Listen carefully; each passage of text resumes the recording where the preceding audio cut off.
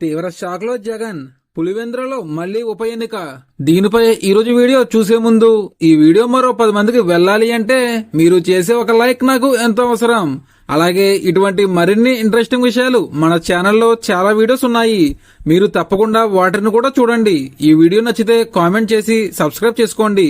ఇంకా ఏమాత్రం లేట్ చేయకుండా వీడియోలోకి వెళ్దాం. మాజీ సీఎం జగన్ ప్రాతినిధ్యం వహిస్తున్న పులివెందుల నియోజకవర్గంలో పులివెందుల జడ్పీటీసీ పదవికి ఈ నెల 12న ఉప ఎన్నిక జరగనుంది. గతంలో జరిగిన ఎన్నికల్లో పులివెందుల జడ్పీటీసీని వైసీపీ ఏకగ్రీవంగా గెలుచుకుంది. అలా గెలిచిన జడ్పీటీసీ సభ్యుడు మహేశ్వర్ రెడ్డి రోడ్డు ప్రమాదంలో మరణించడంతో ఉప ఎన్నిక అనివార్యమైంది. ఈ నెల 1న నామినేషన్ల దాఖలకు గడువు ముగిసింది. గతంలో ఏకగ్రీవం చేసుకున్న స్థానాన్ని మళ్లీ ఏకగ్రీవం చేసుకోవడానికి తొలుత వైసీపీ ప్రయత్నం చేసింది. మహేశ్వర్ రెడ్డి భార్యను పోటీకి పెట్టి మరణించిన నేత కుటుంబానికే పదవి వదిలేద్దామని ప్రతిపాదన చేసింది.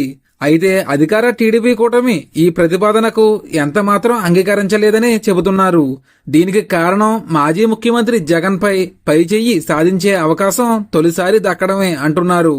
అయితే ఇప్పటికే ఉప ఎన్నికను దృష్టిలో పెట్టుకుని పలువురు వైసీపీ నేతలను టీడీపీలో చేర్చుకున్నారు. అయితే వైసీపీ అక్కడ గెలుస్తుందో గెలవదో అని తీవ్ర షాక్ లో జగన్ ఉన్నట్లు తెలుస్తోంది.